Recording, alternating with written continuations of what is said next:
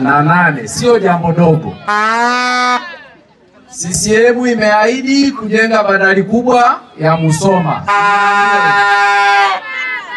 Kwa hiyo maana yake mizigo inatoka bandari ya Tanga inasafiri kwa reli hadi bandari ya Musoma, inapakiwa kwenye meli kwa ajili ya kwenda Kenya, kwa ajili ya kwenda Uganda. Na miundombinu hiyo, ndugu zangu, itafungua sana mji wa Musoma kibiashara. CCM oye!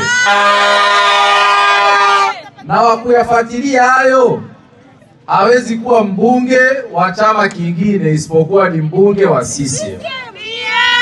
Ndio maana namwombea kura ndugu yangu Mgole. Mpeni kura za ndio za kutosha awe mbunge wetu.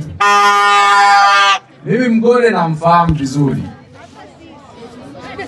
Shule ya msingi mimi nimesoma Azimio hapo, wakati ndugu Mgole alikuwa anasoma Mkendo.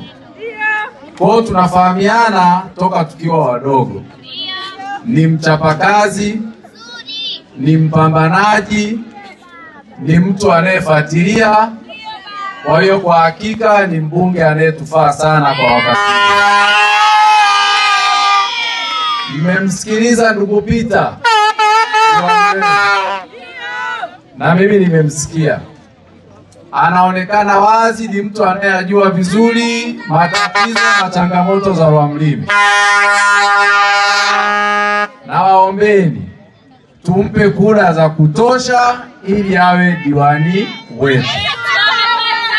Asanteni sana na Mwenyezi Mungu awabariki.